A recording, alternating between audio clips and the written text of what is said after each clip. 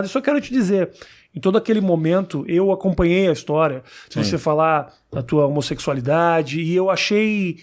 Eu ouvi muita canalice. Eu sou do Rio Grande do Sul, eu sei do lugar onde você saiu, eu sei como... É o Peninha que dizia lá assim, ó, o cara é do Texas. Aquele assim, assim, o Peninha que dizia. O Rio Grande do Sul...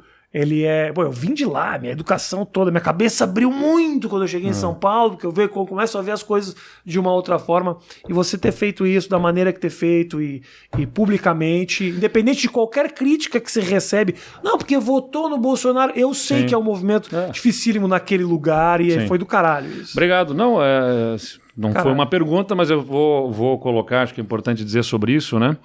Era uma decisão tomada que eu falaria sobre isso até o final do meu mandato. Não buscando holofote político, ao contrário do que algumas pessoas podem pensar, acreditar. E eu realmente até achava que a maior parte das críticas viria justamente de um campo mais à esquerda do que até da direita, como acabou acontecendo. Embora também, quero deixar claro aqui, teve muito acolhimento também de lideranças da esquerda, né? Vou citar, acabei de falar a Luciana Genro aqui, a ex-deputada Manuela Dávila também, por exemplo, fizeram referências elogiosas, né? O que demonstra até a nossa capacidade de convivência, e eu quero destacar isso aqui. Tiveram episódios, se eu não me engano, o Jean Willis foi uma dos mais destacados aí de uma crítica e tal, mas eu costumo dizer que a gente tem que sempre entender a dor do outro, né?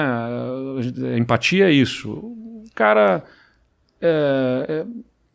eu discordo completamente das ideias dele do ponto de vista político, mas na sua luta por direitos à população LGBT, ele está nessa estrada há muito tempo e enfrentou, por estar há mais tempo, tempos mais difíceis ainda do que falar sobre isso hoje em dia. Então, quando vê o cara que é governador de um outro campo político falar sobre isso e muita gente está aplaudindo, talvez dê uma incomodada, né? Talvez dê vamos dizer assim, um sentimento de, pô, eu estou aqui enfrentando essa luta há muito mais tempo e agora chega esse cara nos caminhos que a gente abriu e...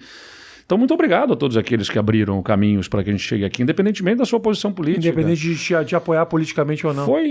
Eu também fui, assim, e muita gente... A forma como eu acho que essa coisa tem que ser tratada, acho que a gente tem que buscar respeito, tem que buscar igualdade, mas a gente tem que entender o tempo das pessoas também. Se foi difícil para mim, né, eu que sou gay, foi difícil para mim, eu me aceitar por conta da criação que eu tive, como é que eu vou exigir dos outros que aceitem assim, de uma hora para outra, entendeu? Mas também dá outra criação. Acho que a gente tem que, como eu disse, a gente tem que empurrar na direção correta. Acho que é importante que tenham os que são ativistas que têm isso como a sua missão de vida, né? Porque dá para entender também o saco cheio daquele que não aguenta mais. Sem dúvida. O que não se atualizou, o que não quis abrir a cabeça, dá para entender perfeitamente. É isso que move também, na verdade, né? Assim como eu digo que os chatos movem o mundo, né? O cara que briga, o cara que tá de saco cheio também, ele empurra isso numa direção, né? Mas a posição que eu escolhi para atuar na minha vida como prefeito, governador, como chefe de executivo, exige uma posição de conciliação, porque você tem que ser aquele que... se você está no parlamento, você pode ser um sujeito desse campo que briga e que faz um enfrentamento maior. Se você vai se propor a tocar no executivo uma agenda, se impõe uma capacidade de conciliação. Eu tenho que entender a dor desse cara que está de saco cheio e que quer abrir caminhos, e tenho que entender também a reação daquele que foi criado num outro contexto e como é que eu faço para puxar esse nessa direção correta. Com um avanço civilizatório. A gente não pode permitir retrocesso civilizatório. Entendeu? É difícil, Eduardo, eu me identifico um pouco com você na questão do conciliador. Eu trago aqui, Eduardo, já veio assim... Porque a gente apanha dos dois lados quando a gente é conciliador, entendeu? É exatamente essa que é a questão. Né? Eu converso aqui com o Ciro, com a Haddad, com a Joyce Hasselman, mamãe falei, independente, eu gosto de conversar. Mas aí quando, por exemplo, o cara te vê, como eu vi hoje, você uma foto com o Moro, mesmo eu sabendo que você é uma figura conciliadora que vai abrir o diálogo, eu já pensei, o que o Eduardo tá fazendo com esse cara? Pois é, mas o diálogo é isso, entendeu? Você vai ter que conversar com as pessoas diferentes de mim, senão eu vou conversar só com os meus. Eu só acho em termos de marketing, porque obviamente a política tem um marketing gigantesco por trás disso, as pessoas precisam entender que essas conversas são conversas de um conciliador, não de um cara que está buscando biscoito aqui ou ali, porque pode ser visto dessa forma. Porque aí vem aquela história que é a acusação até do PSDB, né? Que é em cima do muro. Exato. Não é ficar em cima do muro, não é não ter posição. Eu tenho posições muito claras sobre os temas mais polêmicos. Agora, ter as posições sobre os temas não quer dizer que eu não respeite quem pensa diferente e eu vou debater na base dos argumentos. Vamos enfrentar os argumentos, vamos enfrentar no campo das ideias, mas não uma tentativa de vamos nos anular aqui, ó, não. Se ele defende algo diferente de mim, então ele é um canalha, um desonesto, um filho da mãe que tem que ser exterminado. Não, para aí.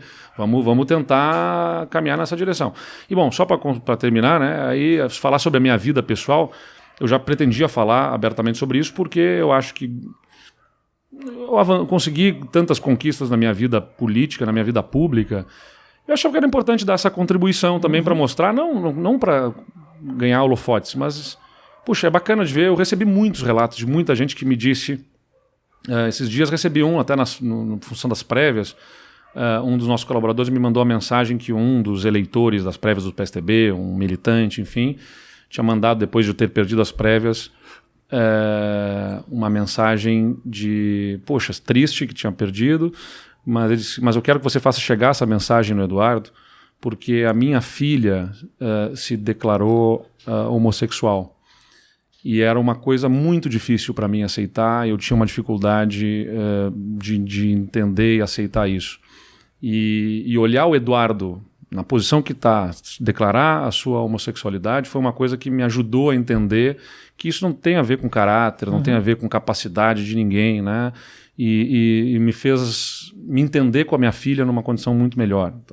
Então, poxa, eu digo, se eu estou numa posição que eu consegui conquistar por uma série de motivos... mas não falou antes. Algumas pessoas me dizem, mas devia ter falado lá no início. Bom, gente, era difícil para mim. Eu virei vereador sem eu ter me aceito. Primeira vez que eu fiquei com o cara foi com 25 anos de idade. Eu já era vereador, né? Então era uma coisa assim meio... Você mesmo precisava se descobrir, né? Exatamente. Então eu estava descobrindo aquela... você se questiona. Fui criado nessa mesma cultura que todo mundo foi criado, que tentou me convencer que isso era algo errado. Então, até isso ser aceito, né? Virei prefeito aos 27, logo em seguida. Interior do Rio Grande do Sul. Enfim, mas tá bem. Eu dei esse passo e que bom que ajudei aí tantas pessoas e fiz questão de fazer isso naquele momento, porque quando começou aí sim a se desdobrar a história das prévias do PSDB, aí eu pensei, bom, tenho que fazer isso logo antes que... Por dois motivos. Se eu deixar muito perto de quando essa coisa das prévias começar a tomar proporção, vão me acusar aí sim de estar querendo criar um fato. E segundo... Não podem me acusar de desonesto, porque eu não tenho nenhum caso de corrupção, não tenho nada para me acusarem de desonesto. Não podem me acusar de ignorante ou incapaz. Acho que já demonstrei alguma capacidade. Podem discordar das minhas ideias, podem discordar do que da linha que eu sigo, mas não podem me chamar de um idiota, me parece, assim, pelo menos.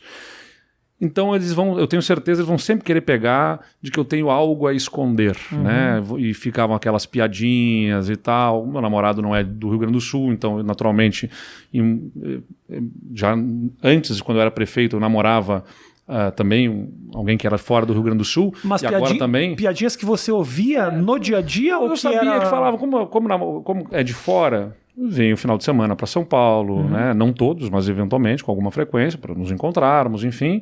E aí ficava aquela coisa, tá sempre viajando, né? O que é que ele tá escondendo? Ficavam aquelas coisinhas, assim, do tipo, como se tivesse algo a esconder. Não tem nada a esconder. Então fiz questão de... Para mim era uma libertação, né? E que fique claro para todo mundo, não tenho nada a esconder. Quem tem para esconder são eles, que escondem rachadinha, que escondem mensalão, que escondem coisas erradas. Não sou eu, na minha vida pessoal, que não tem nada de errado, que eu vou ficar deixando que tem algo para esconder.